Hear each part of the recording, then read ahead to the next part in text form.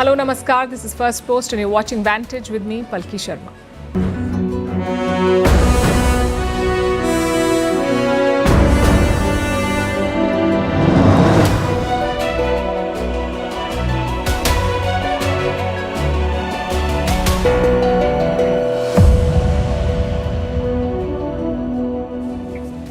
It's New Year's Eve, the last day of the year. Usually it's a slow news day on the 31st of December, but 2025 has been anything but usual. It was a year gripped by conflicts, realignments and major shifts in the global order. Even today, the news has not stopped. Today, Bangladesh bid farewell to a political heavyweight. Khaleda Zia, the country's first woman prime minister, was laid to rest. Dhaka came to a halt. Tens of thousands of people turned out. India's External Affairs Minister Jaishankar was also in Dhaka. And while there, he had some interesting interactions. We'll bring you a full report. Also on the show, after Donald Trump, China is now claiming credit for the India-Pakistan ceasefire, even though China armed Pakistan during the conflict. We'll also break down what Xi Jinping said in his New Year's address. In West Asia, will the Saudi-UAE fallout fracture Yemen? Why is Russia moving nuclear-capable weapons into Belarus? In Iran, the protests are expanding after the rial crashed to a record low. We also look back at Donald Trump's biggest statements that defined this year. And finally, in what was otherwise a gloomy year, the wins of 2025. First, as always, the headlines. Thailand releases 18 Cambodian soldiers held since July. Hundreds of people lined the streets of Phnom Penh to welcome them home. This is part of a truce deal that ended weeks of deadly fighting. The border dispute between the Southeast Asian neighbors erupted into clashes several times this year. India successfully conducts user trials of 2 Pralay missiles. The launch took place off the coast of Odisha. The Pralay missile is indigenously developed by the Defence Research and Development Organization, or DRDO. It's a surface-to-surface short-range ballistic missile known for its high precision. Mali and Burkina Faso announced travel restrictions on American nationals. It's a tit-for-tat move after the US included both nations on a no-entry list. Mali and Burkina Faso are led by juntas. Under military rule, both countries have moved away from the West and forged closer ties with Russia. Taiwanese tech giant TSMC starts mass production of its cutting-edge 2-nanometer semiconductor chips. TSMC is the world's largest contract maker of chips, which are used in everything from smartphones to missiles. The Taiwanese firm counts Nvidia and Apple among its clients. And Central Asia, the Sahel region, and Northern Europe experienced their hottest year on record in 2025. Every country in Central Asia broke its annual temperature records. The last 12 months were the hottest ever recorded in Nigeria. Scientists say human-induced climate change has played a big role in causing these extreme heat events.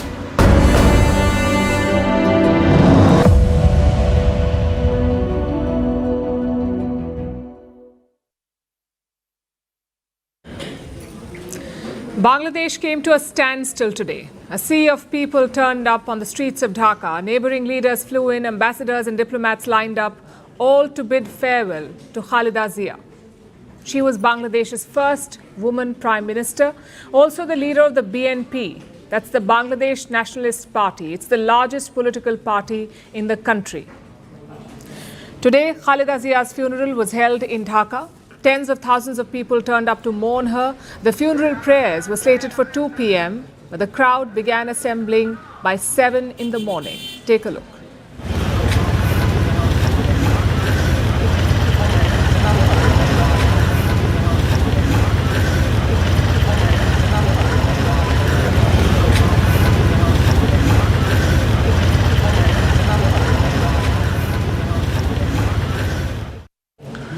Security was beefed up across Dhaka. More security officials were deployed on the streets. More barricades were also erected. But even the authorities did not expect such a huge turnout. It's a testament to Khaleda Zia's legacy. It's also proof of the BNP's public support right now. Zia's mortal remains were first taken from the hospital to her residence. From there, they were transported to Bangladesh's parliament. And this is where the funeral prayers were held. Interim ruler Muhammad Yunus was in attendance. So were top leaders from the military and the judiciary.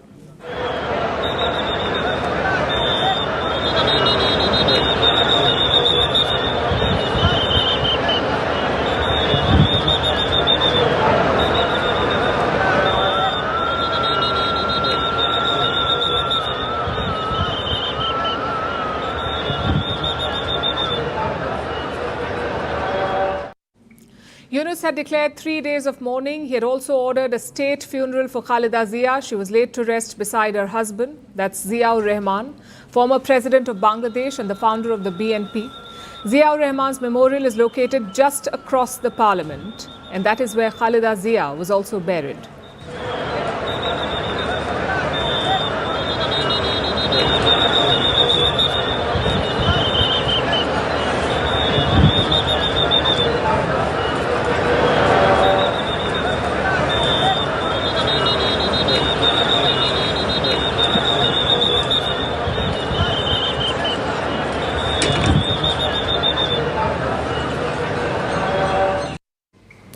Foreign leaders were also in attendance. India's External Affairs Minister Jaishankar flew to Dhaka. He met Khaleda Zia's son, Tarique Rahman. He also handed over a personal letter from Prime Minister Narendra Modi. Now, this is very significant because Tarique Rahman is not just Zia's family, he's the heir apparent. Rahman returned to Bangladesh last week, that too after 17 years in exile. If the BNP wins the upcoming election, he will be the Prime Minister, which is why this meeting was significant. Listen to what Jaishankar wrote about it. Expressed confidence that Begum Khaleda Zia's vision and values will guide the development of our partnership. Jaishankar kept it very formal, but Bangladeshi officials revealed more details. For starters, they published a picture of Jaishankar with Bangladesh's foreign minister. Now, we don't know if this was a full-fledged meeting, but clearly there was an interaction here. Again, let me quote. External Affairs Minister S. Jaishankar expressed optimism to strengthen Bangladesh-India ties following democratic transition in Bangladesh through the upcoming election. And this is a significant statement from Dhaka. It comes amid escalating tensions between the two sides. It also confirms what everyone knew. New Delhi is hoping for a turnaround after the elections. They know that the Yunus regime is a lost cause, so all eyes are on the upcoming election. There are two main contenders in the fray. One is the BNP, the other is the Jamaat-led Islamist coalition. No prizes for guessing who India will be rooting for. You see, the Jamaat has close ties to Pakistan.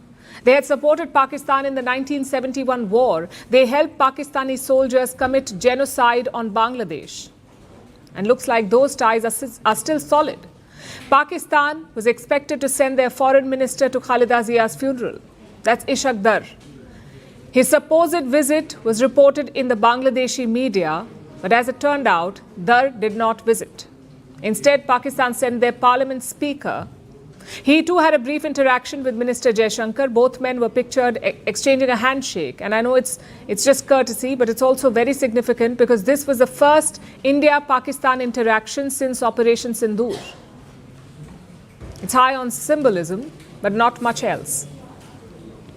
Let's focus on Ishaq Dar's absence instead. Was it a political statement? Is it a sign of distance between Pakistan and the BNP?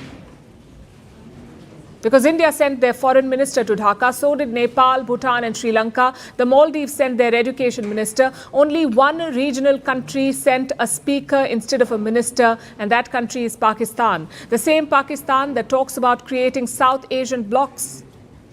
So it's hard to see this as a random decision. Either way, this is a crucial time for Bangladesh. Yes, the BNP will mourn Khaleda Zia, but it must also begin campaigning in earnest. Because this election is make or break for them. They have spent close to 20 years out of power, and if the Jamaat wins the upcoming election, who knows? Maybe there won't be any more elections to fight.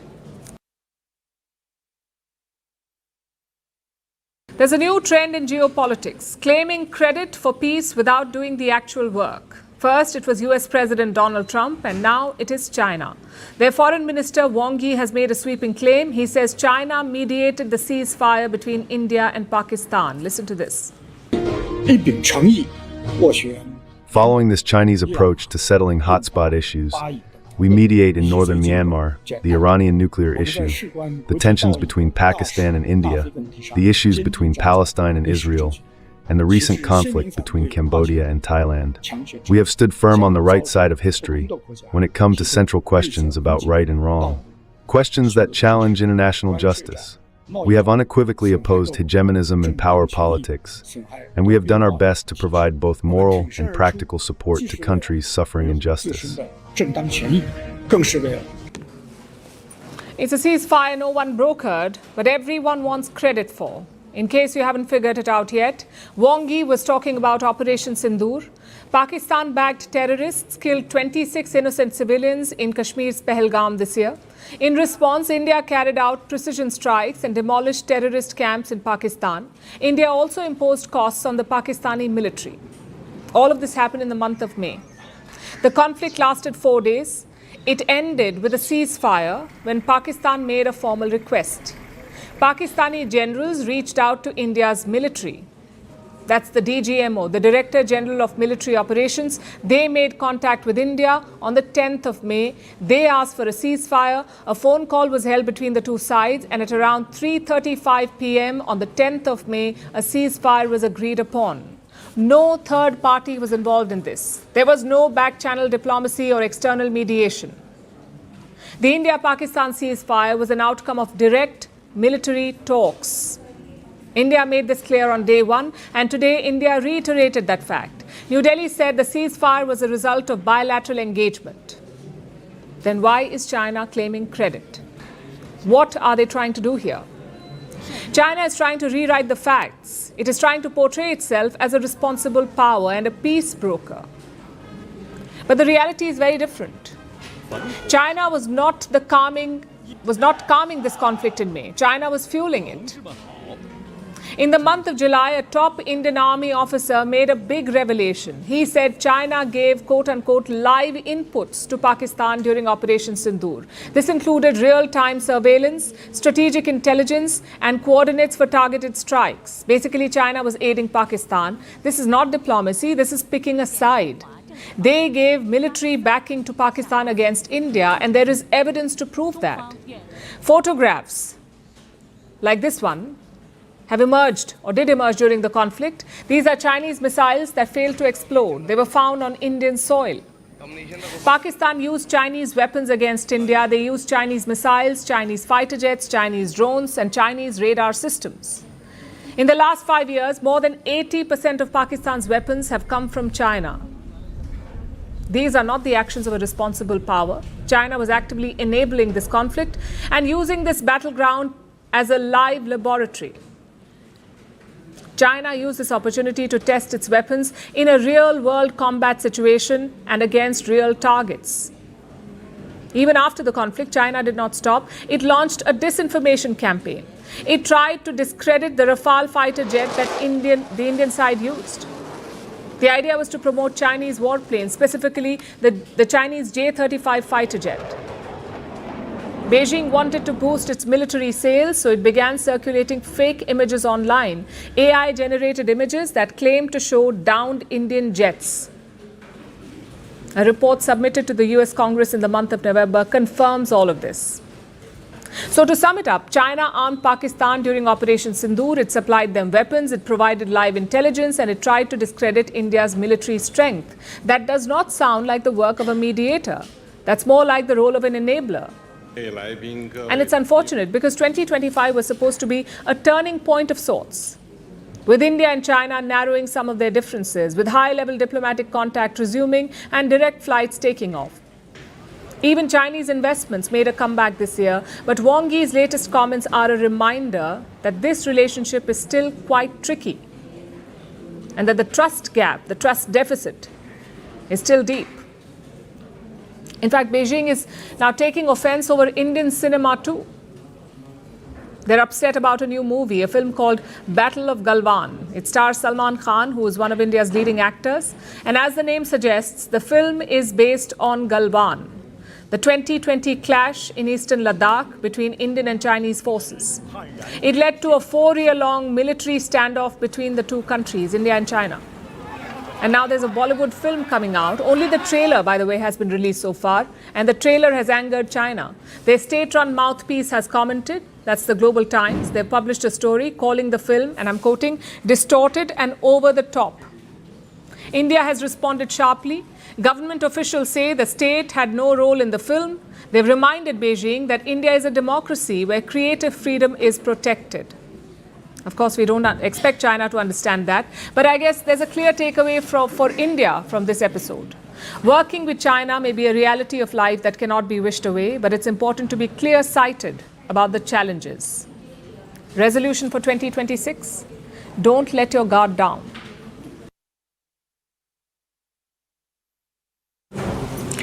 Xi Jinping is already setting the tone for the new year. He's delivered his annual New Year address today. The Chinese president delivered some clear messages on a range of issues, starting with Taiwan, of course. Xi Jinping said reunification with Taiwan is unstoppable. This comes after China conducted major drills around the island this week. It was their biggest ever military exercise near the island of Taiwan. They encircled Taiwan and they made some strong statements. On the economy, Xi Jinping claimed success. He said China had met its growth targets, even as numbers show that the slowdown within China continues and youth unemployment remains high. President Xi also took a subtle dig at Japan and highlighted a controversial dam project on the Brahmaputra River. That's something that India remains opposed to. Our next report has more. 2025 was a year of challenges for Xi Jinping. China's economic engine struggled to fire. A trade war with the United States tested Beijing's resolve. And fresh flashpoints emerged across the region. All of this formed the backdrop for Xi Jinping's New Year address. As always, the Chinese president avoided bad news. There were no admissions, no acknowledgement of setbacks. Instead, a familiar tone. Xi's 2026 New Year message was, once again, a confidence pitch. He talked up the economy. The Chinese president said China had met its targets. There was no mention of the slowdown or the domestic discontent it triggered. On Taiwan, President Xi did not hold back. He said, reunification is unstoppable. We Chinese on both sides of the Taiwan Strait share a bond of blood and kinship. The reunification of our motherland, a trend of the times, is unstoppable. This speech came just hours after China ended a round of military drills. The exercises were called Justice Mission 2025. They simulated a blockade of Taiwan. Chinese rockets were fired, dozens of aircraft, naval ships, and Coast Guard vessels were deployed. Live fire drills were held across multiple zones around the island. Xi's words were blunt and directed not just at Taiwan, but at the rest of the world. There is no softening of Beijing's claims, no change in position, and no room for compromise on any front. This message was also meant for Japan. During the speech, Xi highlighted the 85th anniversary of China's victory over Japan. Day by day the news changes. Is it peace or war? We solemnly commemorated the 80th anniversary of the victory of the Chinese People's War of Resistance against Japanese aggression and the World Anti-Fascist War, and established the Taiwan Recovery Day. Back in September, Beijing had held a large military parade.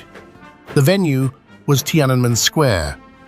The guests included Russian President Vladimir Putin, North Korean leader Kim Jong-un, and Pakistan's Prime Minister Shehbaz Sharif. It was a highly public display, and Xi used this moment to revive wartime memory. He also highlighted a major hydropower dam, a project on the Yarlung Tsangpo River, better known as the Brahmaputra here in India. Construction of the hydropower project at the lower reaches of the Yarlung Tsangpo River started. The river flows from Tibet into Arunachal Pradesh, where it becomes the Siang.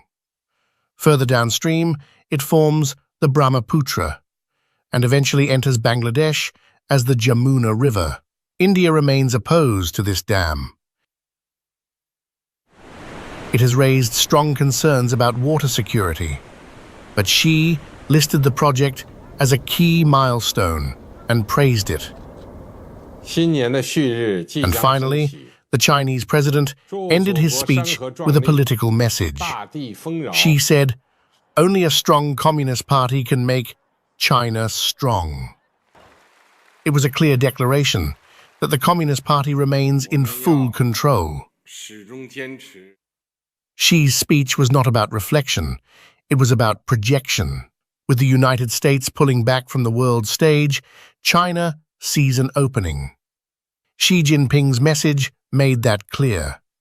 In 2026, Beijing plans to assert itself even more.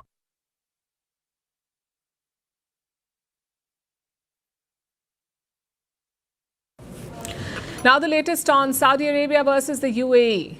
Two allies pitted against each other, fighting what's being called a war within a war. It's a conflict that could birth a new but old nation. I'm talking about Yemen. Yesterday we told you about the situation there in Yemen. Saudi Arabia bombed a port in southern Yemen. They said the UAE was shipping weapons to this port, so they bombed it. And why was the UAE shipping weapons? Apparently to arm separatists in the south. Riyadh has now released footage of the operation. It shows an airstrike on the port of Mukalla. Take a look at this.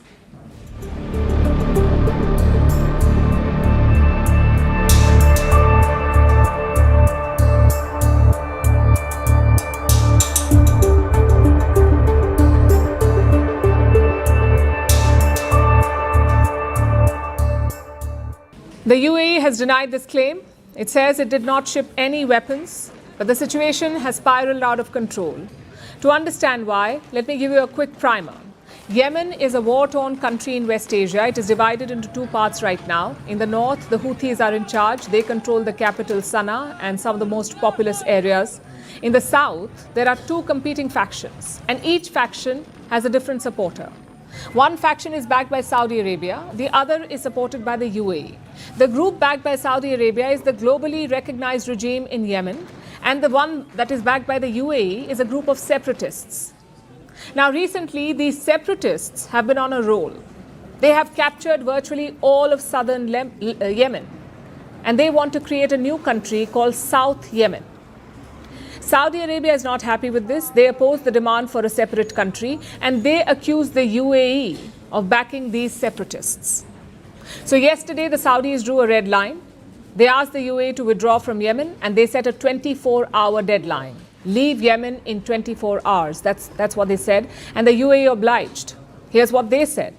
In light of recent developments and their potential implications for the safety and effectiveness of counter-terrorism missions, the Ministry of Defense announces the termination of the remaining counter-terrorism personnel in Yemen of its own volition. So the UAE is pulling out its troops. But that alone may not end this conflict. Because look at what happened in Aden yesterday. Aden used to be the capital of South Yemen. Today it is the seat of the Saudi-backed regime, the de facto capital at the moment. Hundreds of separatists took to the streets yesterday. They're carrying two flags, or they were carrying two flags, one the flag of the UAE and the other of the erstwhile South Yemen. Take a look.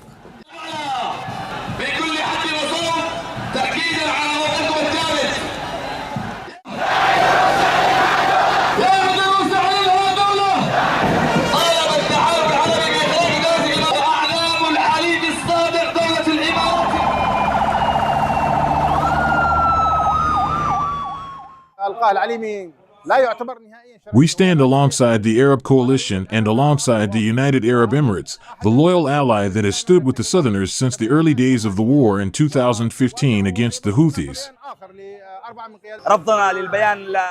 This is a disgrace to every honorable person and every man who knows that this heroic Arab steadfast Southern people has, for more than 30 years, peacefully struggled to reclaim its legitimate right and declare the South Yemen. And it's not just Aden.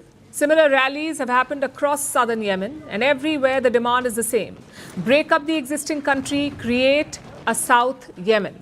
So tonight, let's take a closer look at this demand, and more importantly, will it materialize? Will a new country be formed?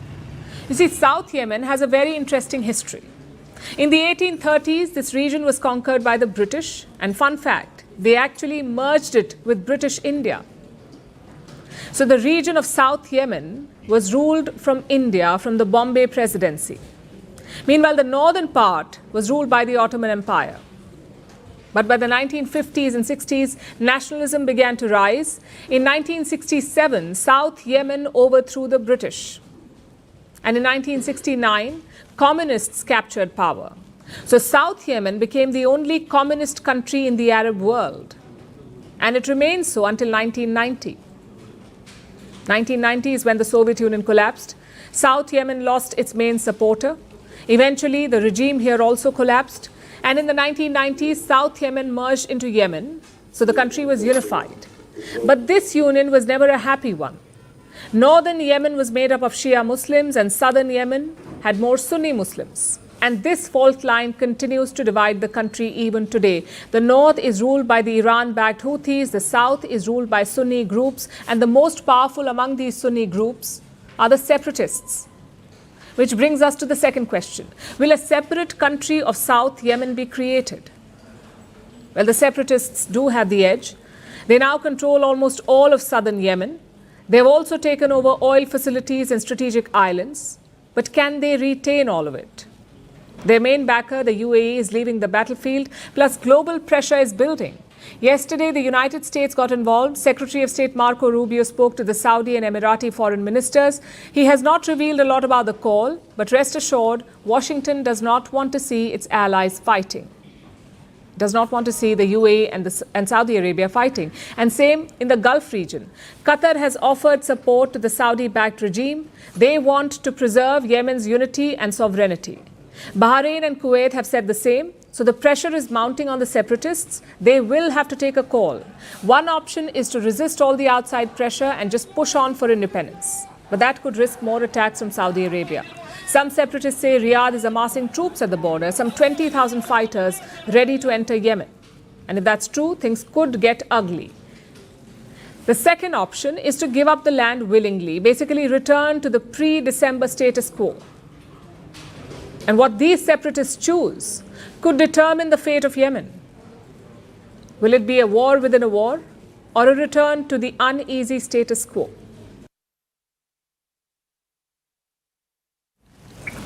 Let's turn to Ukraine now. Forget a ceasefire or a peace deal. Things are escalating as another year of fighting ends. Russia is now deploying lethal missiles to Belarus. They're called the Oreshnik. And Moscow is not hiding this deployment, they're flaunting it.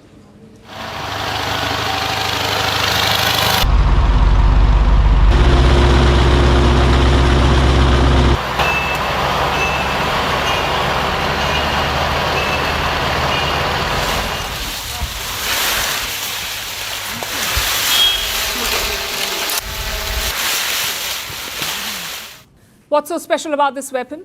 The Oreshnik is an intermediate-range ballistic missile. It can carry nuclear and conventional warheads. These are fitted with powerful thermal warheads. Russia claims they burn at 4,000 degrees Celsius, meaning it can vaporize even concrete. What makes it even more lethal is the speed. The Oreshnik can travel at up to 12,300 kilometers per hour. That is 10 times the speed of sound. It also has a range of up to 5,000 kilometers. So to sum it up, the Oreshnik is hypersonic and nuclear capable. Russia used it against Ukraine in November last year. Back then, President Vladimir Putin called it unstoppable. He said no defense system could stop the Oreshnik. That's why Belarus wanted it. They claim Poland and Lithuania are threatening their borders, so they asked Putin to deploy these missiles, and Putin obliged. But this was not the only escalation. Russia also fired some 127 drones at Ukraine's Odessa city. Kiev says around 100 drones were shot down. The rest slammed into a residential building. Take a look.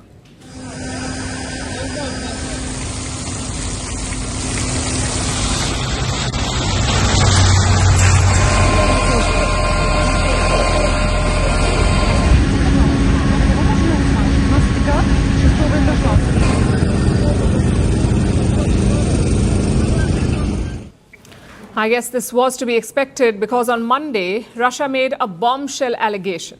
They accused Ukraine of firing drones at Putin's residence, of trying to kill the Russian president. Ukraine had rejected those claims. They said Russia was trying to derail the peace talks. And until yesterday, Moscow had not given any proof. But today they have published a video that shows Russian soldiers standing over a downed drone. Есть подрыв.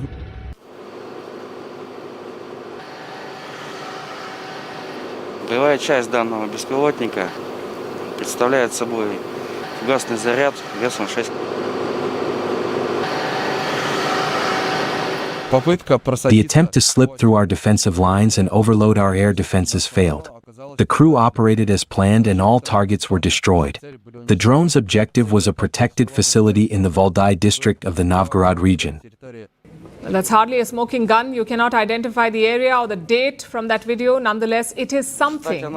It is more than a random allegation. The question is, can Russia convince the rest of the world? Can they convince the world that Ukraine did indeed fire at Putin's residence? At first, US President Donald Trump appeared to believe Russia. He said he was angry at Ukraine's actions. But now the US is backpedaling. Their NATO envoy says things are unclear. Well, I know that there are reports from the Russian side that this alleged attack at one of the presidential palaces by drone or drones, it is unclear whether it actually happened. You know, Ukraine is receiving drones and missiles every single night into their capital city, and you know all they can do is fight back. I'm sure Western intelligence agencies are on the job. A lot will depend on their assessment, whether they think the attack happened or not. Ukraine's President Zelensky is quietly confident. He says his allies have the capability to verify the truth. Regarding the attack, our negotiating team connected with the American team went through the details, and we understand that it's a fake. And, of course, our partners can always verify, thanks to their technical capabilities, that it was fake. Zelensky has some momentum right now, but on the battlefield, not on the battlefield, but on the diplomatic table. He met Donald Trump over the weekend in Miami. After that, both leaders were upbeat. Trump said a peace deal is now closer than ever, so Zelensky is looking to capitalize on that momentum. He has announced two crucial summits. The first one will be organized in Ukraine on Saturday. It will bring together national security advisors from Western countries. The second one will be organized in France. French President Macron will host European leaders next Tuesday. These meetings make Ukraine's goal quite clear. They want to move fast. They want to put pressure on Russia. But Moscow is not in a hurry, it seems. They have an edge on the battlefield. So even if the talks fail, it doesn't matter to them. Russia can secure its goals on the battlefield. Let's hope it doesn't come to that. In the last few weeks, there was genuine hope of a breakthrough. Ukraine's allies thought that peace was indeed possible in 2026. But at this rate, we need a miracle.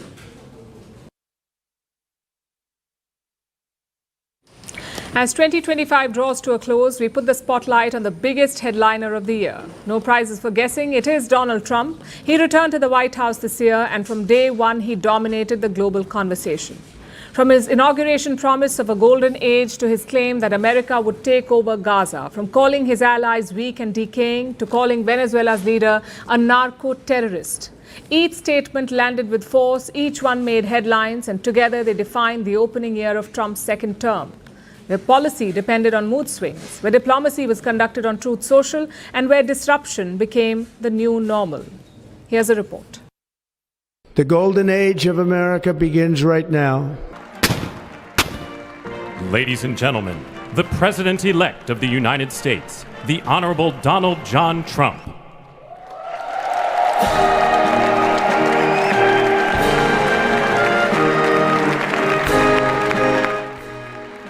That was how Donald Trump opened his second term in 2025. Not with caution, not with compromise, but with certainty. From that moment on, his presidency was shaped less by policy papers and more by words, sharp, blunt, and often explosive. Trump did not ease into his second term. Rather, he came out swinging. On immigration, he revived his toughest rhetoric, warning the country was being taken advantage of and promising sweeping action. Did you know, if somebody sets a foot, just a foot, 1 foot, you don't need 2 on our land. Congratulations, you are now a citizen of the U.S. We're going to end that, because it's ridiculous. The language set the tone, blunt, unsparing, and designed to provoke. He stopped immigration from countries like Afghanistan and Somalia, calling them hellholes. Speaking about Gaza, Trump stunned his allies in February with this claim. The U.S. will take over the Gaza Strip, and we will do a job with it, too. We'll own it and be responsible for dismantling all of the dangerous unexploded bombs and other weapons on the site. By October, a ceasefire was reached in the war, but the words that preceded it continued to echo. Next came Greenland. Trump revived an idea of acquiring the Arctic island, citing national security, geography, and American interests. We need Greenland for national protection. They have a very small population. And I don't know, they say Denmark, but Denmark has spent no money. They have no military protection. The remarks drew swift condemnation from Denmark. Then came Venezuela. Trump branded President Nicolas Maduro a narco-terrorist, warned that his days were numbered, and accused the Venezuelan government of exporting crime and instability to the U.S. The rhetoric raised alarm across Latin America. On trade, the tone was just as confrontational. Trump announced sweeping tariffs, framing them as a necessary correction after years of what he called unfair treatment. But soon after that, he mocked leaders for rushing to make deals with the U.S. I'm telling you, these countries are calling us up, kissing. They are dying to make a deal. Please, please, sir, make a deal. I'll do anything. I'll do anything, sir. In 2025, Trump did not spare America's allies either. He claimed the European Union was created to undermine American interests, and even claimed that the continent was decaying and weak. The European Union's it was formed in order to screw the United States. In the North, he even suggested Canada should become the 51st state. And with Ukraine, he frequently criticized President Zelensky's leadership. I don't think you'd be a tough guy without the United States, and your people are very brave. But you're either going to make a deal or we're out. At home, Trump's confrontations were just as sharp. He lashed out at reporters, dismissing questions and openly insulting journalists during press briefings. Didn't I just tell you that? You said that it was You're up the to most Secretary obnoxious reporter in the whole place. Let me just tell you, you are an obnoxious, actually a terrible reporter. Supporters have praised his bluntness, while critics have warned of an erosion in democratic norms. But throughout it all, one thing has remained constant. Trump's presidency in 2025 was driven by words, and those words were often as powerful as any policy.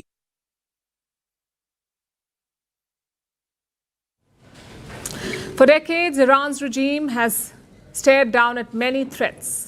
A war with Israel, assassination attempts on top leaders, sanctions to squeeze the economy dry, a nationwide uprising after the killing of Masha Amini, and each time the regime survived.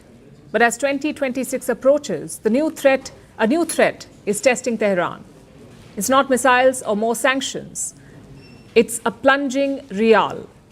Rial is the currency of Iran, as you know. So the question is, can economics do what conflict couldn't for years? Can it bring down the Iranian regime? And I ask because look at what's happening in the country. Sundays are a busy day for downtown Tehran. The markets are crowded, businesses are busy selling their goods. But last Sunday was different.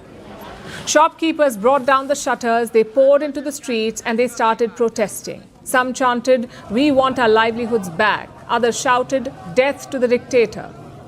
And this was not limited to the capital. Soon the protests spread to other parts of Iran.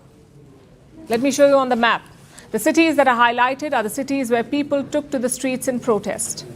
And it's not just shopkeepers or businessmen now. University students have joined in too. So what is this protest really about? At its core, this is about economic hardship. The latest trigger was the Iranian rial. It plunged to a record low. On Monday, it stood at 1.42 million to the US dollar, meaning $1 was worth 1.42 million rial. Since then, it has regained, but the impact was immediate and devastating. Traders could not even price their products properly. Think about it for a second.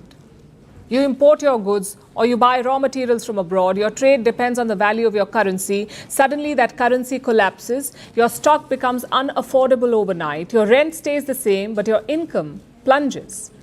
That's what has happened. So the traders panicked, obviously, and they protested. And while the rial may have been the trigger or the proverbial last straw, the problem is much bigger. Iran has multiple crises playing out at once. There's an energy crisis. Blackouts are rampant. There's a major water crisis. Cities are running out of water. Dams are at near empty levels after one of the worst droughts in decades. Inflation is soaring while salaries remain stagnant. The internet is restricted in the country. And on top of all of this, there is external pressure. There are nuclear tensions. There are sanctions imposed by the West. There's saber rattling by the US and constant threats from Israel. Iran can't seem to catch a breath. And it's not like they've not seen protests before. The latest wave was in 2022, after the killing of Mahsa Amini. She was a 22-year-old woman. She died in the custody of Iran's morality police.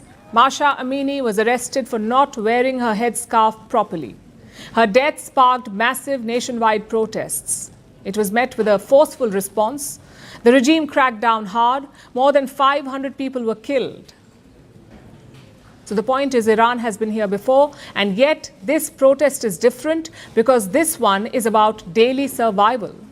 And when survival becomes political, governments get nervous.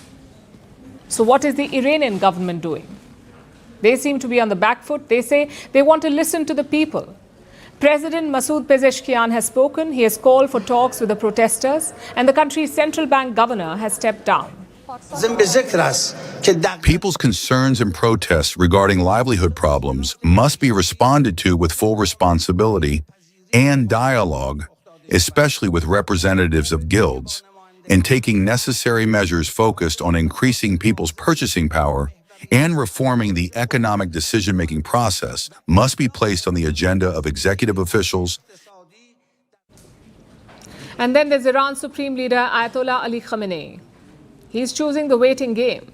He has not commented on the protests, which is very different from his previous reactions. You see, earlier he used to call protests a sign of foreign influence, but this time he is quiet. Perhaps he knows that a comment at this point will further enrage the protesters.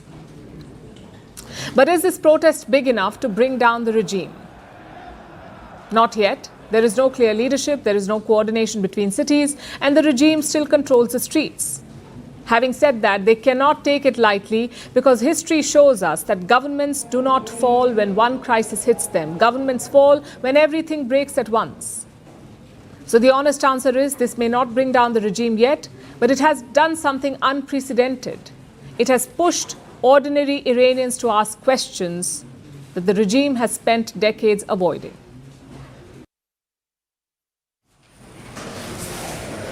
As the world prepares to welcome the new year, travel plans across continents are unraveling. What should have been a busy holiday travel season has turned into a test of patience for millions of people, from snow-blanketed runways in the US to a power failure disrupting railway in Europe to dense fog paralyzing parts of North India.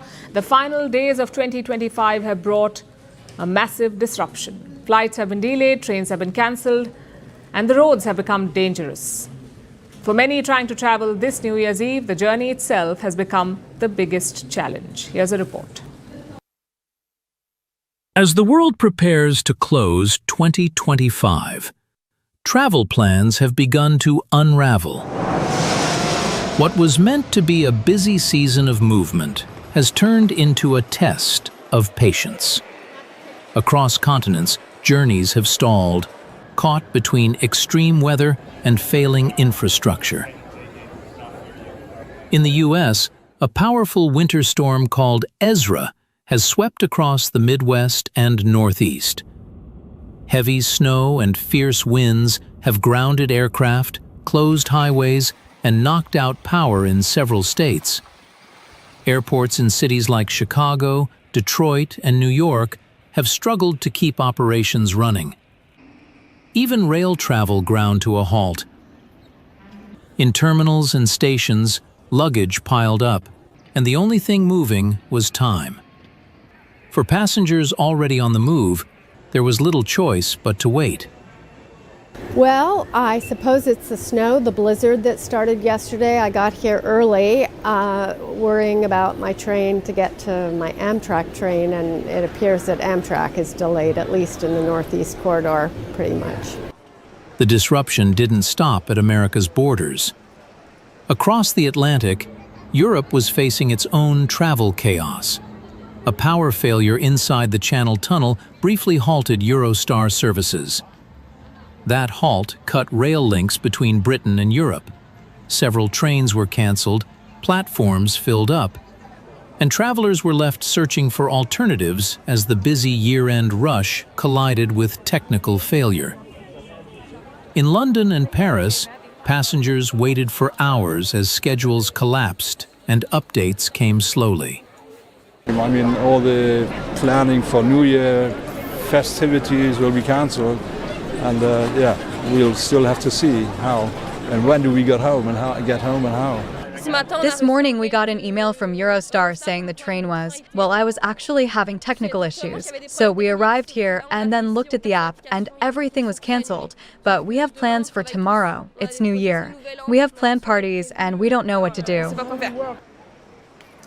Eurostar later confirmed that services had resumed, but warned of ongoing delays as operations begin to recover. Further east, winter delivered another blow. In parts of northern India, the fog has been so dense that visibility dropped to just a few meters. Flights were delayed or cancelled at major airports, including Delhi, as aircraft struggled to land safely. Rail services slowed to a crawl, with passengers waiting for hours as trains moved cautiously through the haze. हमारी train थी 7:10 पे, अब उसको reschedule कर दिया गया 10:50 पे। तो ये इतने कोहरे में जब रीशेड्यूल हुई, लेकिन हमें इन्फॉर्म नहीं किया गया, नहीं तो हम उस टाइम से लेट निकलते। हम तो 6 बजे आए लेकिन इन्फॉर्मेशन नहीं आई।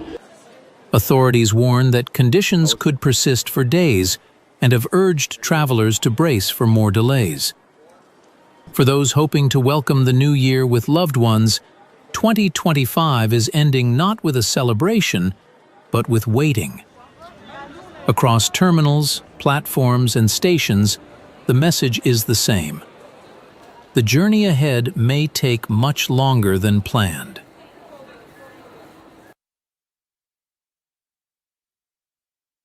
Our next story takes us away from the travel chaos and into how the world welcomes the new year. While many ring in the moment with parties and fireworks, others mark the occasion in ways shaped by tradition and belief. In Spain, for instance, people eat 12 grapes at the stroke of midnight, one for each month of good fortune. In Denmark, old plates are thrown at doorsteps, symbolizing friendship and good luck. In Japan, temple bells ring 108 times to cleanse the spirit and welcome a fresh start. And in Brazil, many dress in white, symbolizing peace, hope, and new beginnings. So different continents, different traditions, all welcoming the new year in their own way. Here's a report.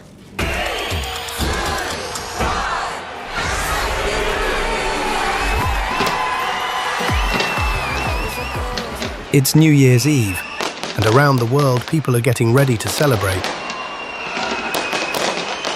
But here's the thing. Not everyone is celebrating it in the same way. While some are partying, popping champagne, or watching the fireworks, others are doing something far more unusual. In Spain, midnight is a test.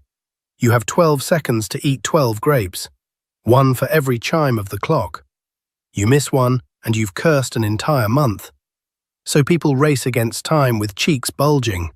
Some choke, others laugh. but everyone tries, because who wants to risk a bad February? In Denmark, it's louder. People save old plates all year just to smash them at friends' doors on New Year's Eve. The more broken crockery you wake up to, the more loved you are said to be.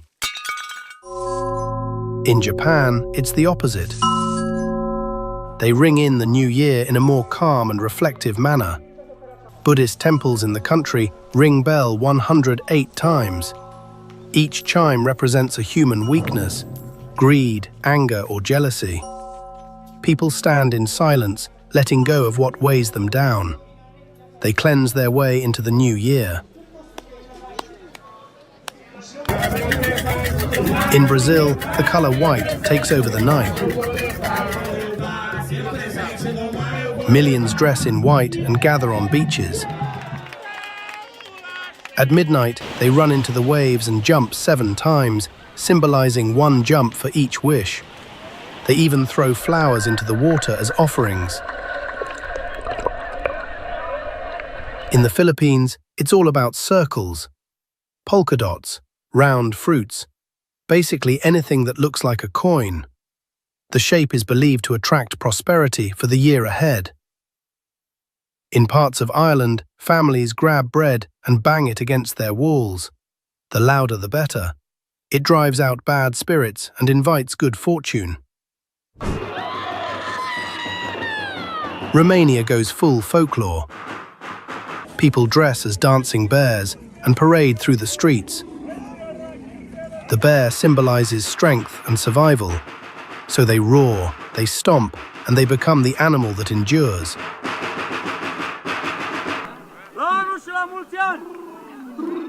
And in Chile, some families welcome the new year in cemeteries. They sit beside the graves of loved ones, share food, and narrate stories.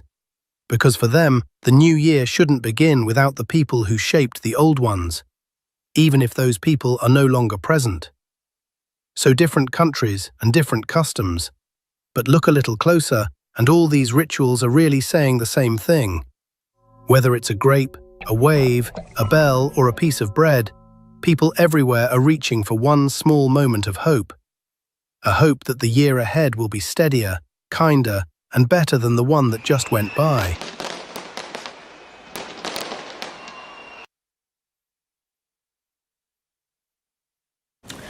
"2025 is finally packing its bags, and let's be honest, for a lot of us, this goodbye comes with a sigh of relief.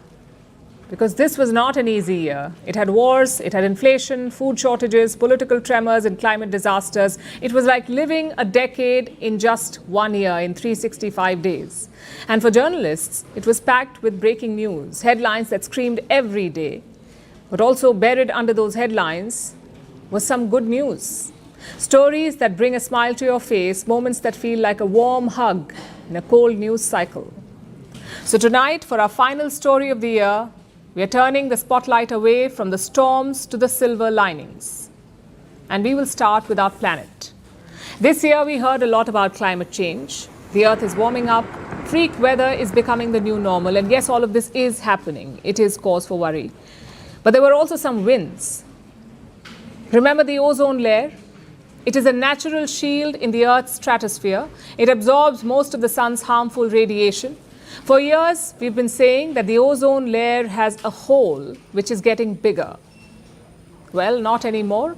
This year, the ozone hole over the Antarctic shrank to its smallest size since the 1990s. And the reason for that is human action. A ban on harmful chemicals has led to the shrinking, and that is something to celebrate. Then there are the sea turtles, little creatures that populate our seas. They've been endangered for some time now, but this year they're officially out of that list. Their population has increased by 30%, and this is due to protected nesting sites, also curbs on fishing imposed by many countries. So this year, sea turtles made a comeback. And speaking of comebacks, how can we not talk about dire wolves? They once roamed the Americas, but the last one was seen almost 10,000 years ago. Thanks to science, they're back now. Scientists have revived the age-old dire wolf, or some version of it. They use genetic engineering in grey wolf puppies to achieve this. That's not the only miracle that science achieved in 2025. This year, we also came closer to curing HIV. Almost 41 million people the world over live with HIV. Medical science still has no cure for it, but there have been major breakthroughs, and that could result in a new cure soon. Something that can treat the disease completely. Not just that, scientists are also closing in on a universal cancer vaccine. They have tested it on mice, and it successfully prevented aggressive tumors. So the next step is to test it with humans. Of course, not all heroes wore lab coats or saved species. Some just served tea. Like 10-year-old Shravan Singh from Punjab. During India's Operation Sindoor, he walked for kilometers. He served water, lassi, milk and tea to our soldiers. Earlier this year, he was awarded for his fearless service. And he wasn't the only child who made us smile with pride. Meet Bodhana Sivanandan. She too is just 10 years old, and this year she became the youngest ever woman international master in chess. She defeated a grandmaster, the youngest girl ever to do so. And guess what? She took up chess only during the pandemic. Her parents did not even know that she was so good at it. And just when you think the list of miracles is over, there was the India women's blind cricket team. They made history at the first ever Women's T20 World Cup tournament. They lifted the cup. More importantly, they did not lose even a single match in this tournament. I could go on and on. More women-led top-performing companies, the biggest gain since 2021. Heart attack deaths dropped sharply across the globe. The world's biggest camera took the first photo of the universe. Renewable energy overtook coal as the world's largest source of electricity. Archaeologists discovered an entire ancient city in Peru. There are many, many such stories. So yes, 2025 was bleak. It tested humanity, but it also reminded us what humanity is capable of. Good news may not always break the internet, but it does bring a sense of hope. So as we step into 2026, don't just carry the weight of this year, do carry the hope too.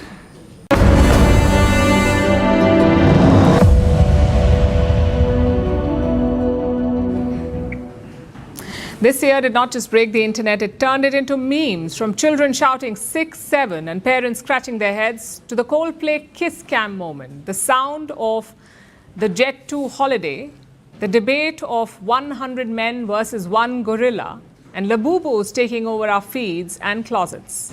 Here's a roundup of the top memes of the year. Take a look.